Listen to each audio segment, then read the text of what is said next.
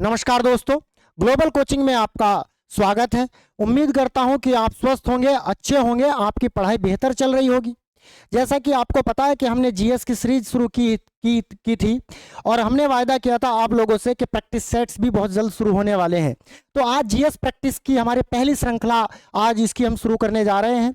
ये GS practice sets जो है, इसमें जो हमारे क्वेश्चंस हैं वो रखे गए हैं यूपी पुलिस का री एग्जाम या आरपीएफ के एग्जाम को देखते हुए। ये आज की सीरीज हमारी बहुत ही इंपॉर्टेंट, बहुत ही महत्वपूर्ण साबित होने वाली है। तो शुरू करते हैं। आज की क्लास का पहला क्वेश्चन क्या है, देखते हैं। यहां पर लिखा है प्रश्न नंबर 1,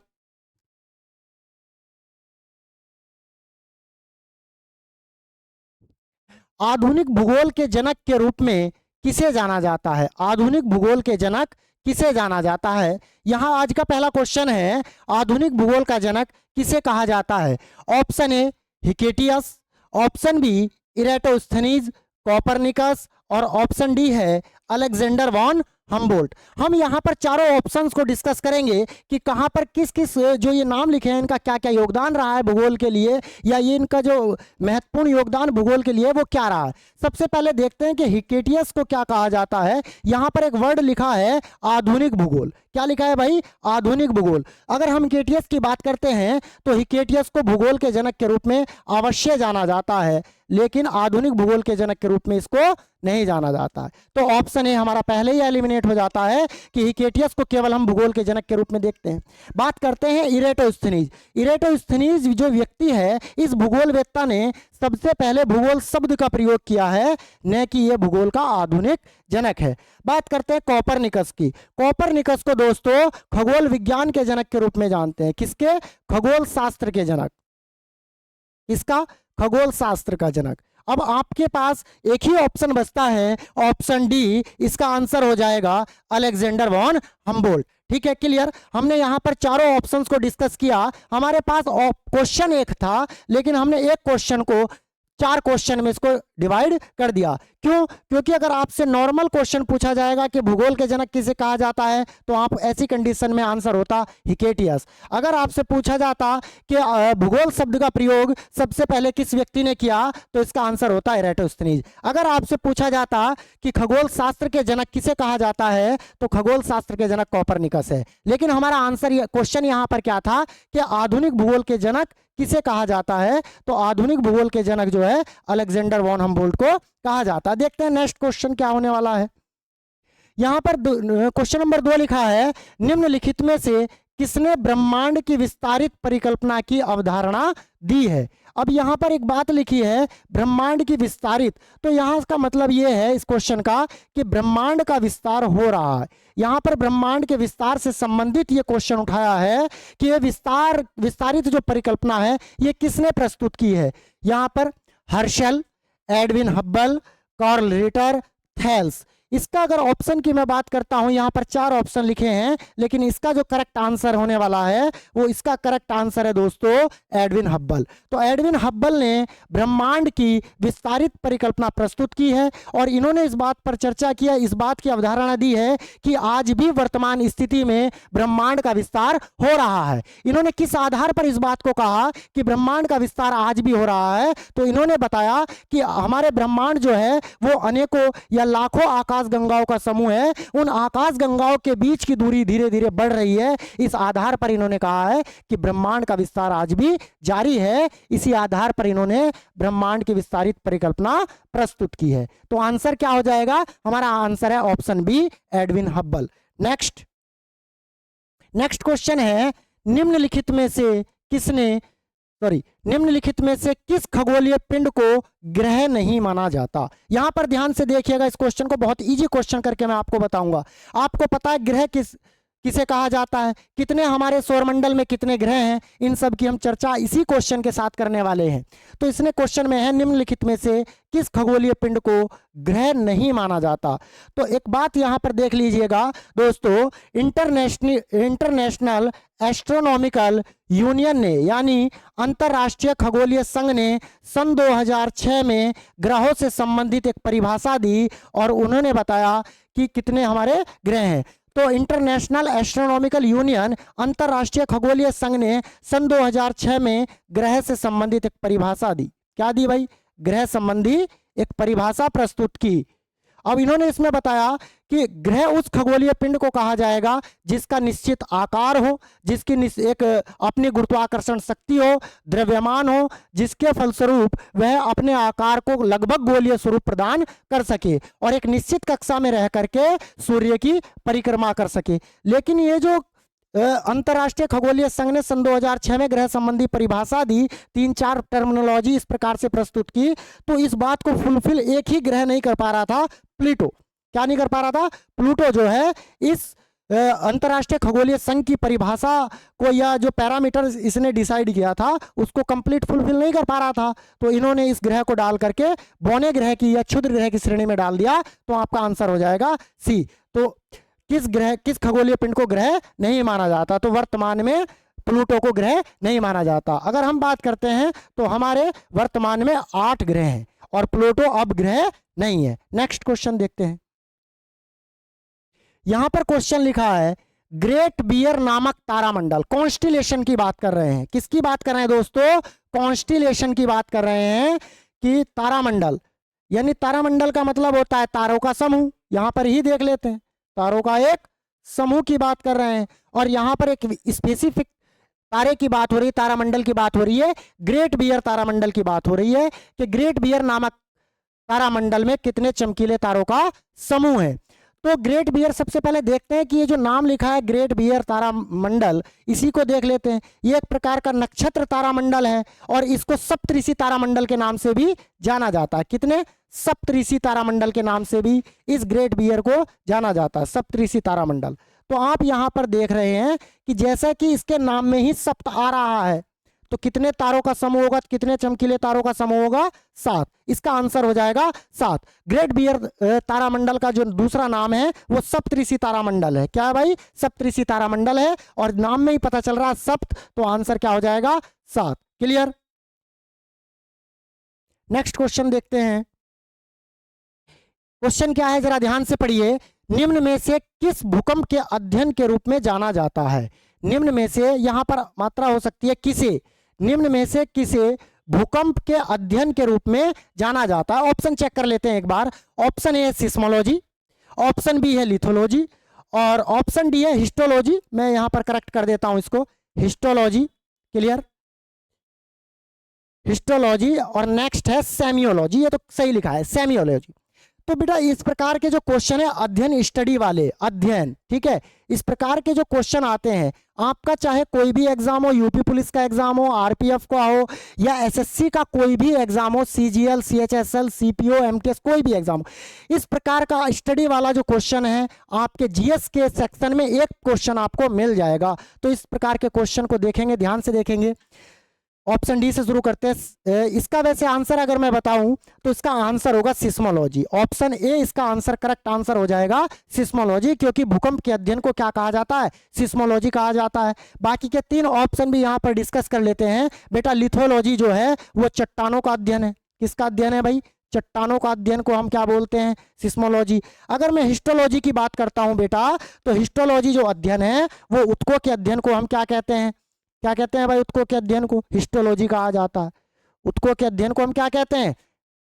हिस्टोलॉजी कहा जाता है। अगर मैं बात करूं सेमियोलॉजी, सेमियोलॉजी किसका अध्ययन है? यानी सेमियोलॉजी वह विज्ञान है या कि ये कौन सा विषय है जिसके अंतर्गत इसमें कोई विषय पढ़ा जाता है, तो इसका जो आंसर होगा वो होगा सांकेतिक भाषा का अध्ययन। क्लियर? ये क्वेश्चन बहुत ही इंपॉर्टेंट हो सकता है, ये ऑप्शन आपके लिए, सांकेतिक भाषा का अध्ययन। वह विज्ञान जिसके अंतर्गत सांकेतिक भाषा का अध्ययन किया जाता हो उसे हम क्या कहेंगे? उसे कहते हैं सेमियोलॉजी। क्लियर?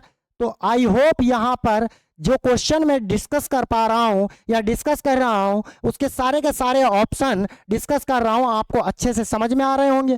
मैं उम्मीद आपसे ये भी करूंगा जब मेरी क्लास होती है, जीएस की क्लास होती है या थ्योरेटिकल जो क्लास होती है, मैं उसको कॉन्सेप्ट प्लस फैक्ट को लेकर के आपको स्टडी कराता हूं, तो आपसे मैं आशा करता हूं, ये उम्मीद करता हूं कि आप लोग कॉपी और पेन साथ में लेकर के बैठें। जो मैं यहाँ पर टैगलाइन, कीवर्ड का यूज करता हूं, जो बात बोलता हूं वो एग्जाम में एज इट इज आ भी सकती है, और पिछले एग्जामों में तो जाने कितनी बार वो चीजें आई हैं।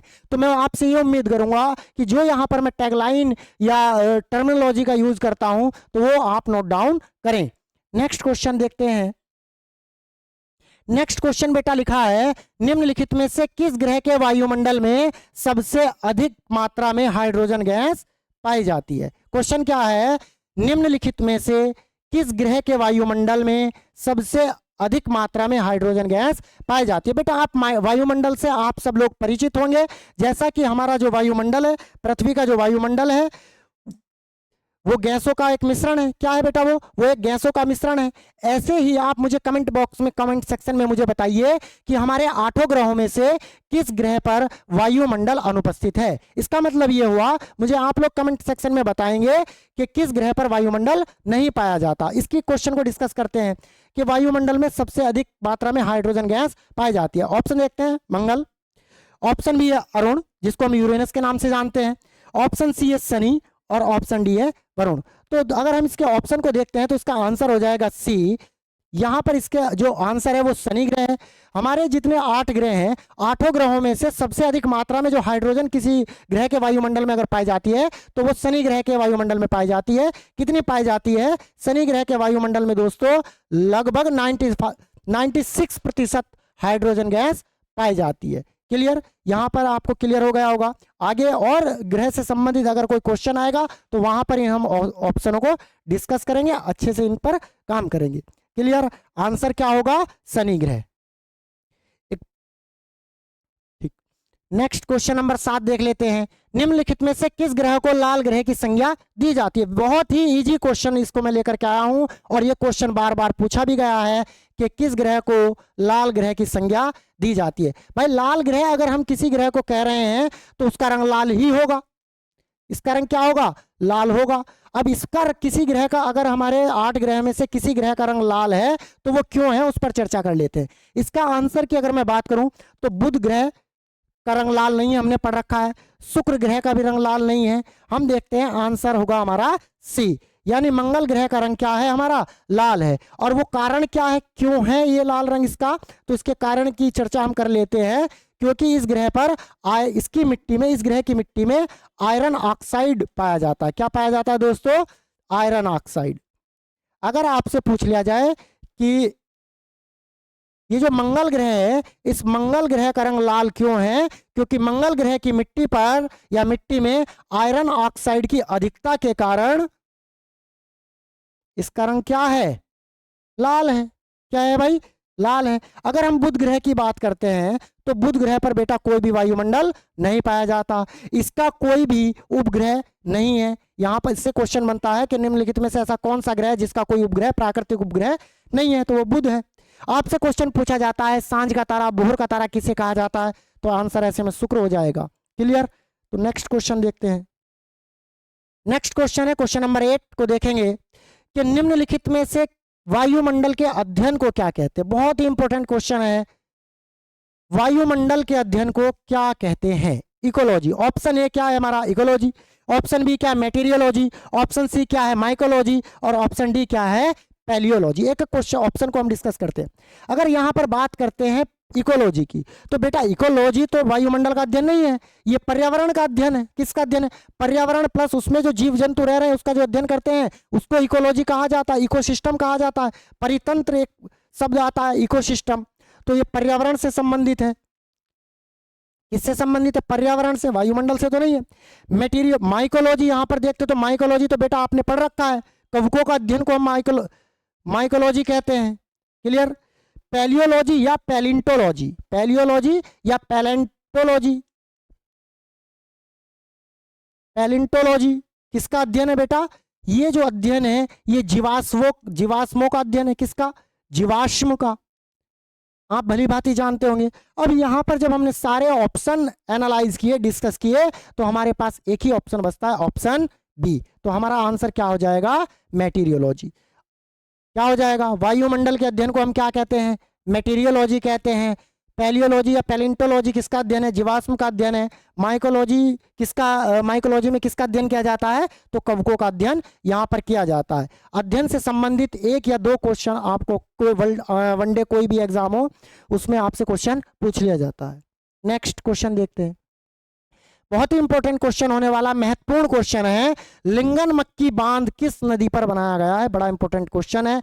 लिंगन मक्की बांध किस नदी पर बनाया गया है? ऑप्शन है यमुना नदी, ऑप्शन बी कृष्णा नदी, ऑप्शन सी शरावती नदी और ऑप्शन डी है बेटा महानदी। यहां पर अगर हम महानदी की बात करते हैं तो बेटा महानदी पर हीराकुंड परियोजना स्थित है, हीराकुंड बांध बनाया गया है। क्लियर? तो बहुत इंपॉर्टेंट बांध है हीराकुंड बांध। क्लियर? कहाँ है? महानदी पर है। लिंगन मक्की बांध की अगर हम बात करते हैं तो बेटा लिंगन मक्की जो बांध है ये शरावती नदी पर है। कहां पर है? इसका आंसर क्या होगा? सी। इसका आंसर क्या होगा? सी।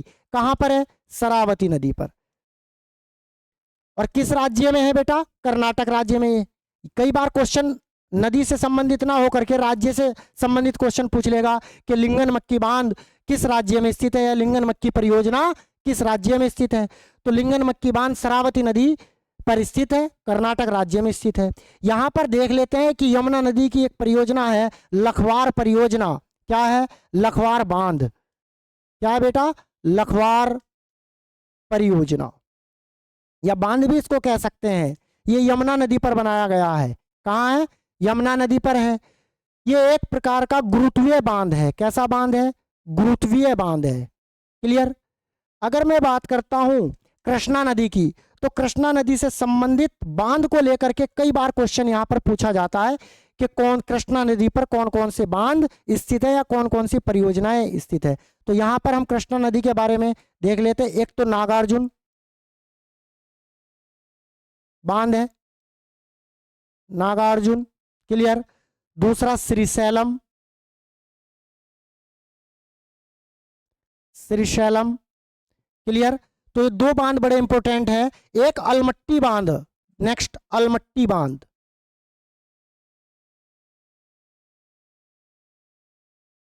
अलमट्टी बांध कहाँ है? कृष्णा नदी पर है। तो ये बड़ा इंपॉर्टेंट फैक्ट हो सकता है। नागार्जुन सागर बांध, श्रीशैलम बांध, अलमट्टी बांध कहाँ स्थित है? ये भैया कहाँ स्थित है? ये कृष्णा नदी पर स्थित है। नेक्स्ट क्वेश्चन देख लेते हैं।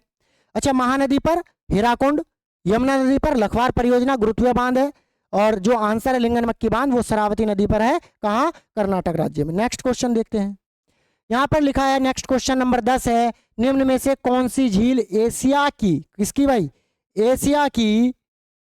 एशिया की सबसे बड़ी खारे पानी की झील है। बहुत इंपॉर्टेंट क्वेश्चन है। कई बार एग्जाम में कई कई तरीके से घुमा करके क्वेश्चन पूछा जाता है। तो यहां पर देख लेते हैं, निम्नलिखित में से कौन सी झील एशिया की सबसे बड़ी खारे पानी की झील है?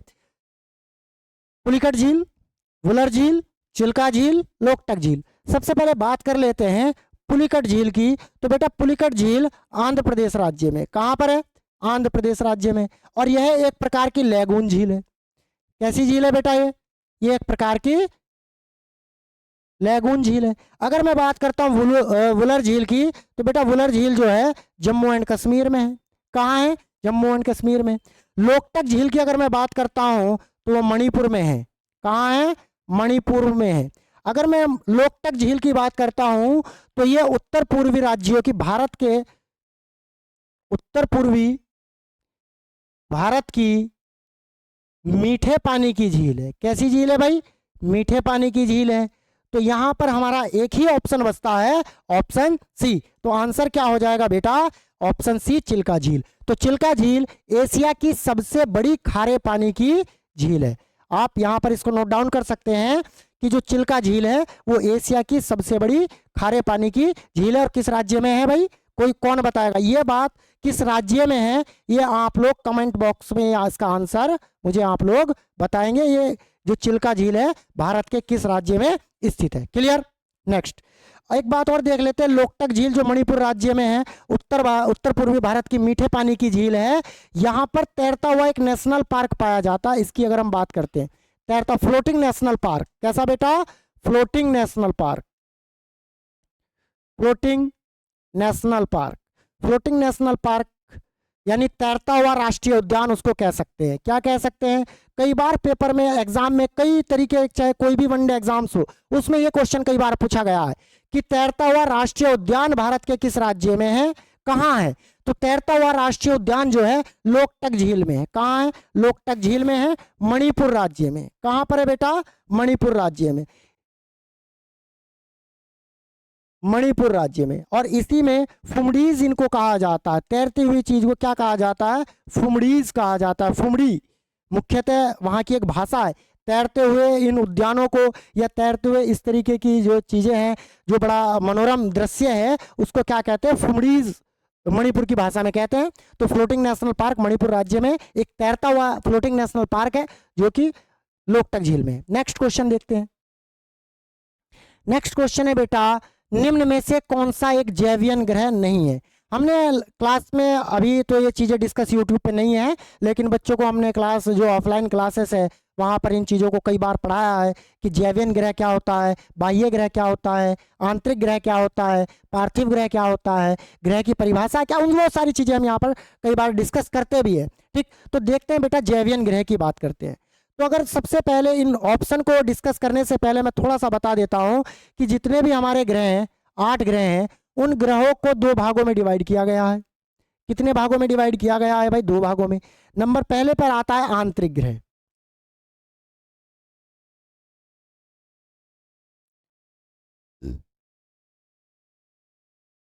आंतरिक ग्रह,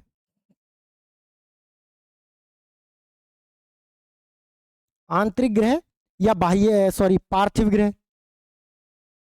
क्लियर? तो इसमें जो हमारे ग्रह आते हैं, मुख्यतः 4 आते हैं: बुध, शुक्र, पृथ्वी, मंगल। क्या हुआ? ग्रहों को 2 भागों में डिवाइड किया गया है: पार्थिव या आंतरिक, जैवियन या बाह्य ग्रह। क्लियर? इनमें देख लेते हैं कि किन ग्रहों को हम आंतरिक ग्रहों में रखते हैं, किन को हम जैवियन ग्रह में रखते हैं। क्लियर? इस चीज को देख लेते हैं। तो यहां पर नंबर 1 पर है बुध, शुक्र, पृथ्वी और मंगल। ये हमारे आंतरिक या पार्थिव ग्रह है। इन चारों ग्रहों को हम क्या कहते हैं? तो यहां पर आपका ऑप्शन एलिमिनेट हो गया होगा।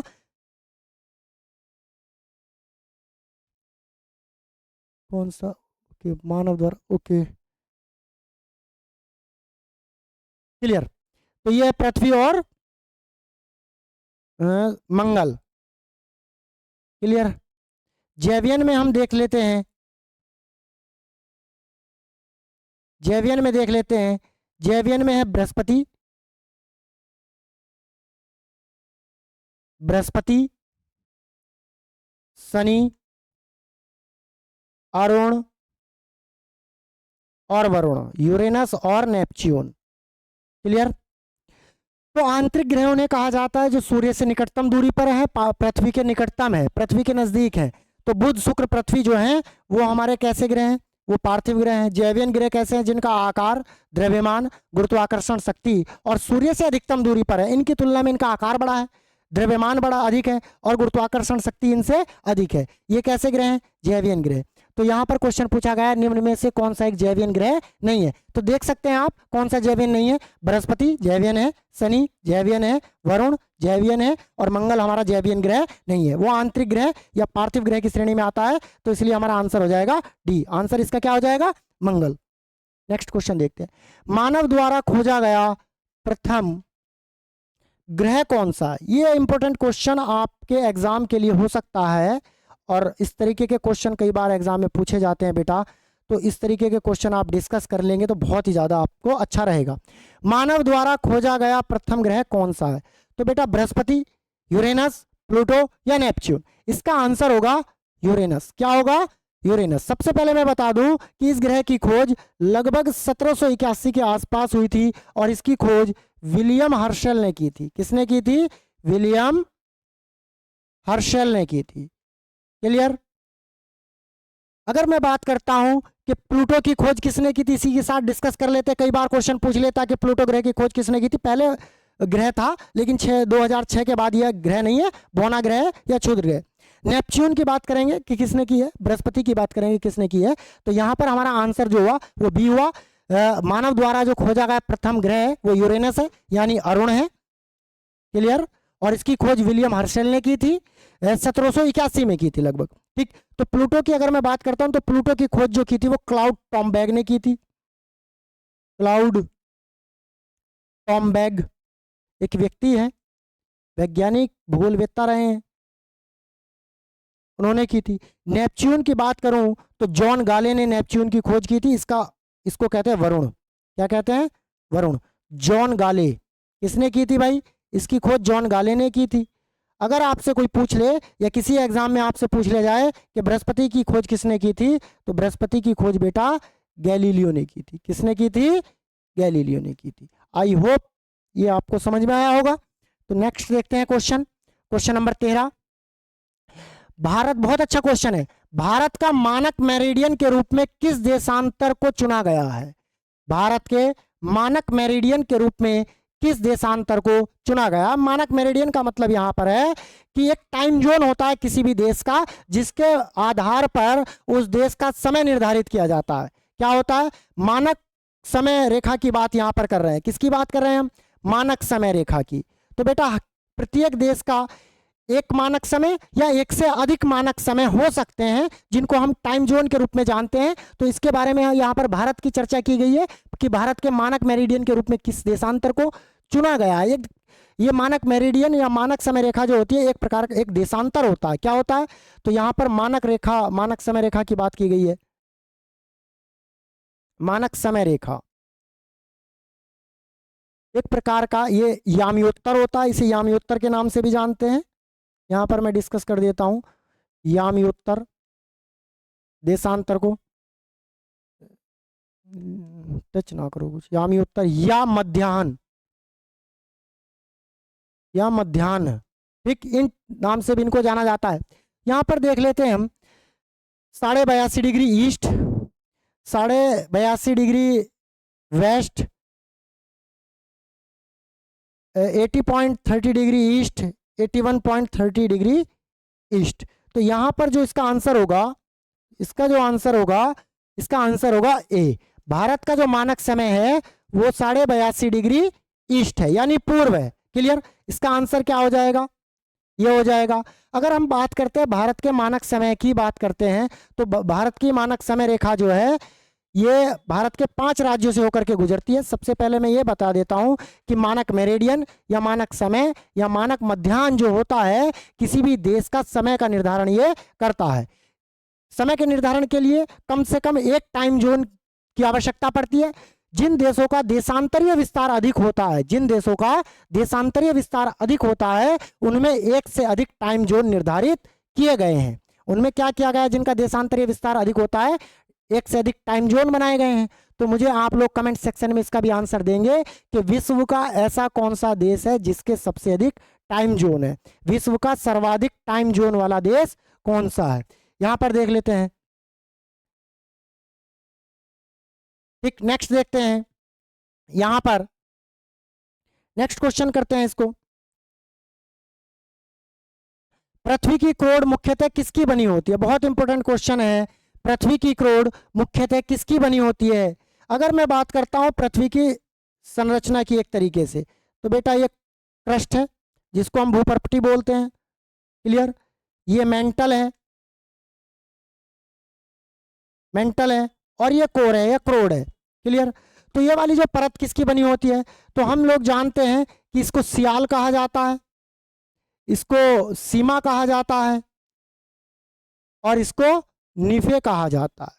इसका मतलब ये होता है कि जो पृथ्वी की भूपर्पटी है या क्रस्ट है वो सिलिका या एल्युमिनियम की बनी होती है, सीमा सिलिका और मैग्नीशियम की बनी होती है। अगर मैं क्रोड की बात करता हूं, किसकी बात करता हूं? जो क्वेश्चन है हमारा क्रोड निकिल और आयरन की बनी है। किसकी बनी है? निकिल और आयरन की बनी है। तो देख लेते हैं निकिल और आयरन कहाँ है। तो आंसर क्या हो जाएगा? Option C. पृथ्वी की क्रोड मुख्यतः किसकी बनी है? निकिल और आयरन की बनी है।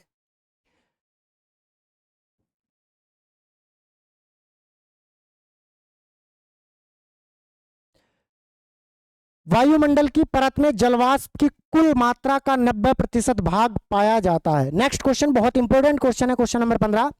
वायुमंडल की किस परत में जलवाष्प की कुल मात्रा का 90% भाग पाया जाता है? कहने का मतलब वायुमंडल की ऐसी कौन सी परत है, वायुमंडल की ऐसी कौन सी परत है जिसमें सबसे अधिक जलवाष्प पाई जाती है? तो आपको हमने लास्ट क्लास जो हमारी वायुमंडल की हुई थी उसमें बताया था कि सभी मौसमी घटनाएं या हमारे मौसम से संबंधित जितनी भी प्रक्रिया है या घटना किस मंडल में हो रही है? आपको पता है क्षोभ मंडल में हो रही है। तो जलवाष्प या मौसम से संबंधित जितनी भी घटनाएं होगी क्षोभ मंडल में होगी। तो इसका आंसर क्या हो जाएगा बेटा? क्षोभ मंडल हो जाएगा। नेक्स्ट क्वेश्चन देखते हैं। सफेद रेगिस्तान भारत के किस राज्य में स्थित है? सफेद रेगिस्तान भारत के किस राज्य में है? अगर मैं राजस्थान की बात करता हूं, बहुत लोग इसका आंसर राजस्थान लगाएंगे, तो बेटा इसका आंसर राजस्थान नहीं है, क्योंकि राजस्थान में उष्ण रेगिस्तान है। इसका आंसर होगा गुजरात। अगर जो गुजरात का जो कच्छ क्षेत्र है, गुजरात का जो कच्छ क्षेत्र है उसको सफेद रेगिस्तान के नाम से जाना जाता है। किसके नाम से जाना जाता है? सफेद रेगिस्तान के नाम से जाना जाता है। क्लियर? नेक्स्ट क्वेश्चन देख लेते हैं। एक ग्रह की अपनी कक्षा से सूर्य की अधिकतम दूरी को क्या कहते हैं? ये जो डेफिनेशन या क्वेश्चन यहाँ पर लिखा है इसको मैंने लास्ट क्लास में डिस्कस किया था।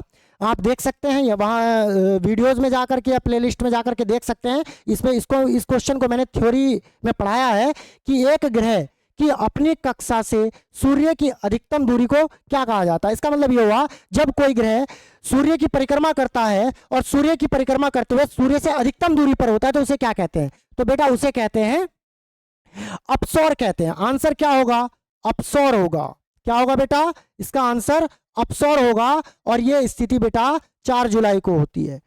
क्या कब होती है? 4 जुलाई को होती है। आंसर क्या हो जाएगा? अपसौर। Next, Tapovan Vishnu next question देख लेते हैं। तपोवन विष्णुगढ़ जल विद्युत परियोजना स्थित है।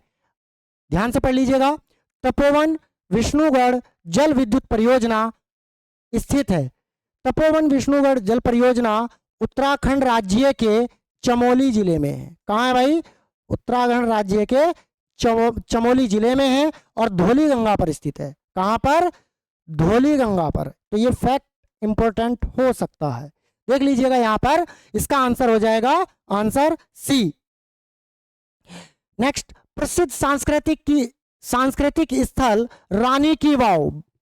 प्रसिद्ध सांस्कृतिक स्थल रानी की वाव किस नदी के तट पर? बेटा सबसे पहले तो मुझे ये बताइए कि रानी की वाव का जो महल है कितने रुपए के नोट पर ये महल छपा हुआ? रानी की वाव की जो आकृति है, जो है एक स्थल है, वो कहां बना हुआ है?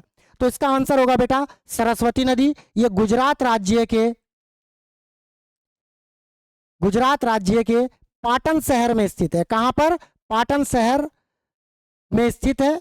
और इसका निर्माण, रानी की वाव का निर्माण सौराष्ट्र की महारानी उदयमती ने करवाया था। किसने करवाया था? उदयमती ने इसका निर्माण करवाया था। क्लियर? मैं यहां पर बता देता हूं, रानी की वाव जो है वो 100 रुपए के नोट पर अंकित है।